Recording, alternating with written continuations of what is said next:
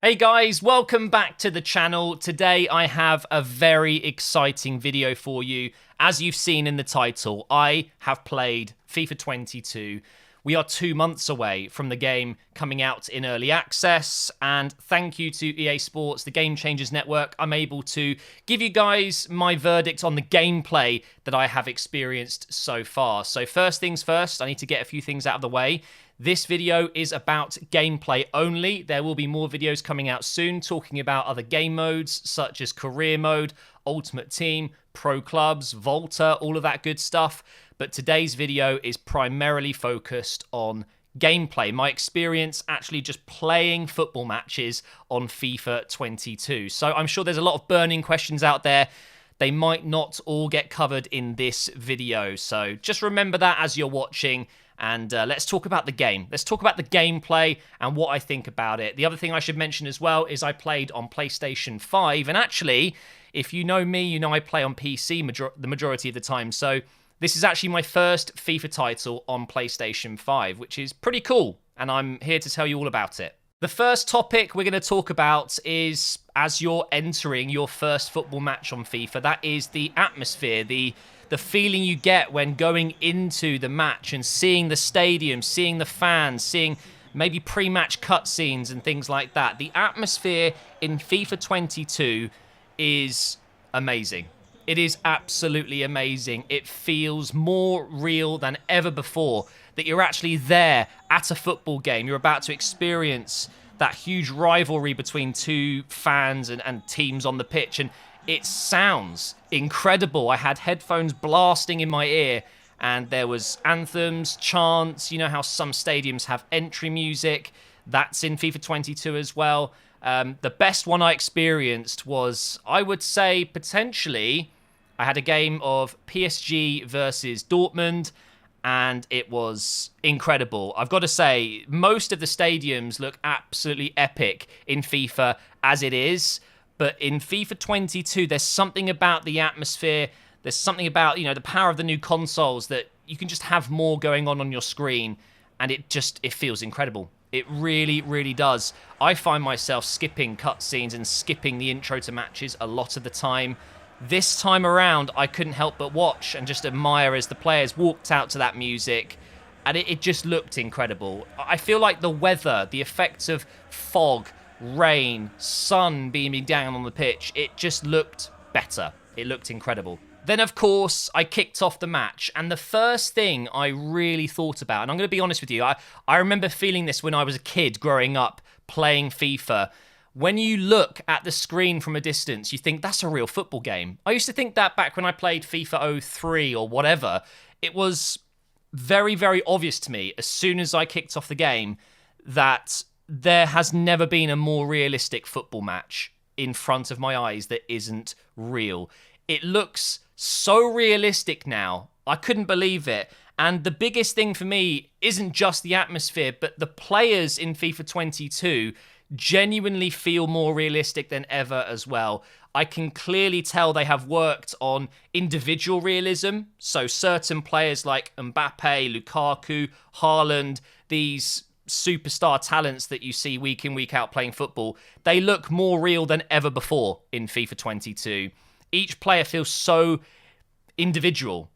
One of the most interesting ones is Lukaku for me. So for sure, the bodies feel more in shape. Is that the right term I want to go with? The best way to explain it is, because I've cross-checked. I've looked at FIFA 21 footage. I've looked at FIFA 22 footage side by side, live in front of me. And Lukaku's body is genuinely more realistic in FIFA 22. It's more, what's the word I'm looking for? In proportion, maybe? Maybe that's the term I'm looking for. I felt the same with Haaland. It didn't just feel like a tall, bulky player running through the defence. It felt like Haaland. Mbappe as well. I couldn't believe it. It was like having Mbappe in front of me. And for sure, this is, again, I think it's down to the new-gen consoles having a bit more power and EA having more license to be creative with these things. And the animations of individual players, it looked and felt so much more realistic. Now, of course, they're not going to have that for every single player in the game. There are 20-odd thousand players in FIFA. But to get most of the main talents, the superstar footballers, looking more and more like themselves, it's not a bad thing, is it? The individual realism, that's the key here, individual realism. And I noticed it with player expressions as well. This is another thing that I saw straight away when I scored my first goal. I've never seen a FIFA character, I guess, one of the players in-game, look so alive. They have 100% reworked how the players look. Their facial expressions looks so much more realistic now. You see much more emotion when they're happy, when they're angry. I think that is one of the biggest things for me as well. As a career mode focused creator, I love building stories within career mode and seeing your players react more realistically and actually playing with your players in a more realistic way when they look better increases the immersion. The realistic feel to the game is just on another level. The player expressions are crazy. Again, I want to bring up Mbappe here because he's the cover star, and there's no doubt they have worked on Mbappe's facial expressions in this game. I think I missed a penalty with him, and he looked physically in pain. It was pretty incredible. You just see them closing their eyes more when they're angry, pulling faces and more teeth, and you can see just sweat running down their face, and it's incredible. It really is. So just to kind of recap on these first few points, the whole package, the realism is so much better than it's ever been before. The atmosphere before the game even begins, and then as soon as the match begins, you can see the main players, who they are straight away. If you take a step back, it looks like you're watching a real football game more than ever. And the expressions the players make, it is the best it has ever been. Now we're going to talk about animations, because this is something that's key in FIFA 22. They have a new technology called Hypermotion. Now, this is only available on next-gen consoles. So the PlayStation 5, the new Xbox Series X, I believe it's called. I don't own one. I'm a PlayStation fanboy over Xbox. It's not going to be on PC, unfortunately, and it's not going to be on PS4 or Xbox One. It is on Stadia, I believe, which is an interesting one. But if you can play FIFA 22 on a next-gen console, you will get the new Hypermotion technology. Now, what does this mean? Animations have been captured by suits, and what they've been able to do is get a real football match on in real life, 11 versus 11. They're all wearing these suits that capture the information, and for the first time ever, they've got all of that data live being fed into the game engine, and honestly, it is incredible. I've used a lot of words like it's incredible, it's more realistic, it's better than ever, but honestly, when it comes to the feel of the game in motion, the players running and stopping and sliding and jumping, it's actually insane how realistic it looks with the new Hypermotion technology. I was blown away, and honestly, obviously I'm massively gutted that it's not going to be on PC, because that's my main choice of platform to play career mode and things like that. But with the Hypermotion not being on PC, I 100% will be playing on PlayStation 5, at least at the start. You know, the first career mode I do is going to be on PlayStation 5, just to use the Hypermotion technology. It's crazy. Everything feels more smooth, fluid, and real. If you have two players sliding in to tackle the ball, it's because they've actually been able to capture that in real time with those suits. It just looks way more realistic than ever before. It doesn't look like two AI sliding in and just, I don't know, hitting the ball out and colliding a little bit. There's a real sense of weight behind tackles, and the way the players run, it's honestly, guys, it is unbelievable. I know I sound probably over the top, but I think Hypermotion might be one of the best things they've added in a long time. I love it. It looks absolutely insane. And one of the key things I want to point out is something called, I'm kind of making it up, but mid-flow animation. You know, when you take the ball mid-running, and sometimes it's almost like the legs swap when you're playing FIFA. Like they're trying to take the ball down with their right foot, but maybe it didn't work out, so it kind of jolts into their left foot taking the ball instead, and mid animation when they're about to shoot, something just changes mid flow. It doesn't feel smooth in current FIFA games. In FIFA 22, they have absolutely done such a great job to try and alleviate those jittery moments. It's 100% smoother now. The mid-flow animations look so smooth. If you change direction mid-dribble, it looks natural. If you shoot when maybe your player isn't in the best suited angle to shoot or position, it just seemingly works. I don't really know how they've done it. It's almost as if they've replaced that janky leg switching feeling. It's so difficult to explain. I'm sure you know what I mean. It's just so much better.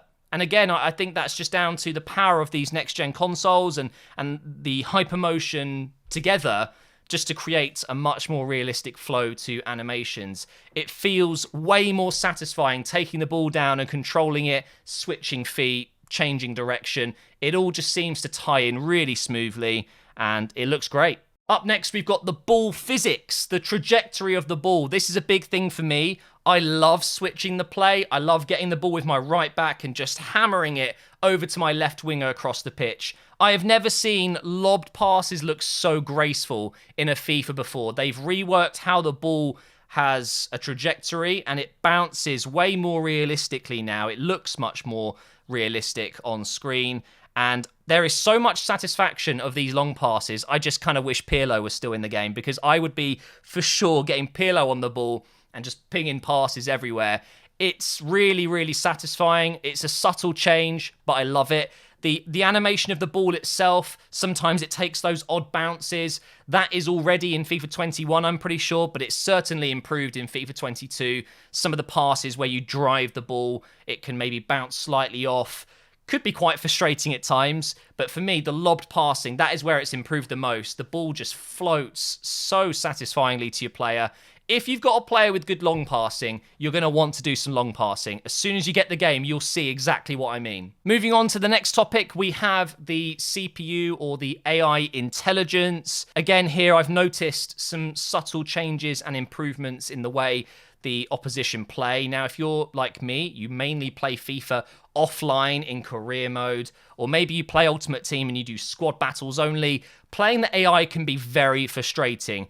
I actually think FIFA 21 has been one of the weaker titles in recent years, where the AI don't seem to be making the correct decision. We see a huge lack of crossing when the AI run down the wing. They don't want to cross it in. Also, defensively, they always seem to be leaving gaps, and it's a bit all over the place. Now, granted, this was a very early build of the game that I played, so things can change, they can improve, or even get worse, of course. However, I did notice the CPU were much more consistent. They did seem to be making better choices, and get ready for this, guys, they crossed the ball! I am so happy to announce that when I played at least between 10 and 20 games, that the AI were crossing it consistently, and they weren't overdoing it. It was great to see. I was testing it. I was trying to push them out wide. Let's see if they cross the ball, and they did. So that is definitely a good thing. I didn't notice too much of a difference when I was attacking. I feel like they were still leaving quite big gaps. But again, it's an early build. They could still be changing these things and just modifying it slightly. So I would still like to see a bit of an improvement regarding how I'm able to just penetrate the defense so easily. But on the attack, they were definitely smarter, making more runs, but not just more runs, but better runs. And they were picking out passes that were making me feel so inadequate at the game. It was pretty remarkable. So for me, if I was to conclude the CPU intelligence, attacking-wise, much better. Way more fun to play against. I wouldn't say more challenging, but definitely just better. Defensively, it needs work, but it's an early build. Hopefully, we'll play a later build at some point, and that would have been improved. One thing, though, I've got to mention this. I don't know if I was just unlucky or lucky in some cases, but I noticed a lot more own goals, and I don't know if this was on purpose. So if any of you guys at EA are watching this, please reach out to me. Tell me, is this something you've done on purpose? Because, you know, we see it in football, we've seen it in the Euros. We do actually see a lot of own goals in football. It happens way more often in real life than it does in FIFA. I feel like I was conceding and also scoring, technically, a lot of own goals in this build I was playing. So, again, not sure if this is on purpose. I kind of hope it is. It wasn't overpowered. It wasn't happening too often, but way more often than it does in FIFA 21. The amount of times I would whip in a cross and the defender would try and clear it and it just flew into the back of his own net. You see it all the time in football. So please, EA devs, if this is something that you've done on purpose, it's really good. I like it. There should be more own goals in FIFA. It happens all the time. You see in tournaments, own goals are sometimes top scorers. It happens a lot. I want to see it more in FIFA. Thought I'd mention that. Now, I just want to quickly mention tackling, because this was a huge topic last year when FIFA 21 was coming out. I remember EA being very clear that your tackle success rate, which is, retaining the ball when you make a tackle, it was going to be better in FIFA 21. Now, I actually don't think it felt better. I noticed barely any difference between 20 and 21 when it came to retaining the ball when you make a tackle, or at least as the patches have rolled out throughout the life cycle of FIFA 21, it feels less and less impactful. In this build, I was winning the ball consistently. There were a few tackles where I slid in from a side-on position and I rightly didn't keep the ball. It went away, or it went to another opposition, right? But it does feel like it is true this time around. You keep the ball a lot more often when you make a good, well-timed tackle. So that is definitely worth mentioning. I really, really do like that. It's so frustrating when you're in and around your own box. You're making good blocks and good tackles, but the ball constantly goes back to the opposition. There's nothing more frustrating when it comes to defending and tackling. So that's definitely improvement as well. So I've talked a lot about the mechanics of gameplay and how it's improved in some ways, or maybe hasn't improved in other ways. But one thing they've added in that absolutely blew my mind and excited me so much. What do we see more and more of in football these days? Modern day football. Stats. The amount of stats available. When you watch a game in real life and they bring up halftime stats at the end of the game, even a week after the game when they're reviewing it, the amount of stats you can see, it's in FIFA. At the end of the game, there is so many stats to go through to see how you played. I absolutely loved it. I would love to be able to show you footage. Obviously, I cannot do that. But there are expected goals. In fact, I've got a list of what they show here. Let me just find it. So when it comes to attacking stats, you have your expected goals. You've got all your heat maps. You've got your shots and pass breakdowns, what kind of passes they were, whether your shots were finesse shots or low-driven shots, or whether your passes were lobbed, short, whatever. It breaks it all down into percentages. You can really see where you need to improve. The one that really blew my mind, though, is the defensive varieties, I want to call it. That's what I've put down on my notes here. It tells you how you won your tackles. Which tackle was most successful? Was it a standing tackle? Was it a sliding tackle? Was it interceptions? Was it winning headers in the air? It's all listed. It's amazing. The heat maps as well. I love it so much. I was able to see individual players where they were much more clearly than ever before. So you can tweak your formation, tweak your instructions and things like that. And also, the passing stats were so much more in detail. So this is a huge welcome addition. It is 100% something we should be seeing in FIFA now. I want to be able to go through my gameplay visually and watch it, and then I want to be able to look at the stats as well. So this excited me a lot. I really liked the new stats breakdown. Also, in my notes, I have a couple of other things to mention. The vibration, the feedback on the controller. Of course, this was a PlayStation 5 build. I've not really played FIFA on PS5 very much at all. This is going to be my first FIFA that I start on PS5. I noticed the controller triggers, when you put the enhanced vibration feedback on, it wasn't to my taste at all. In fact, I would say it was awful. I absolutely hated it. So I thought I'd mention that for sure, at least with what I'm used to, I had to turn off the enhanced option. I had to just leave it on normal or even turn it off. The vibrations were way too much. The triggers kept wanting to just stop. Like, it'd make them really heavy to press. Nah, I'm not about that. Also, guys, there is no VAR. Nope, we're not going to see VAR. It's not going to happen, guys. Remember, FIFA is a game that can't be wrong. If you're offside, you're offside. It is measuring it to the pixel automatically. It's coded into the game. There is no VAR. I know a lot of people might have wanted that added, especially in career mode. That would have been awesome to have some last-minute winners that are ruled offside, or they rule it offside, but actually it was a goal, and then you get given the win, and it would be amazing, but unfortunately, it is not in the game.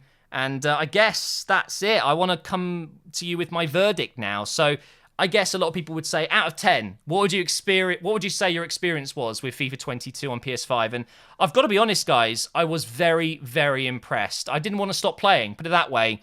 I've really, really enjoyed my experience. And again, thank you so much to EA for letting me do this. Of course, there is going to be more content like this very soon on the channel. We'll be looking at the other game modes. So make sure you are subscribed. I hope you've enjoyed this video. I'm happy. I think FIFA 22, gameplay-wise, is a step in the right direction. It's very exciting times, especially if you've got one of the new consoles.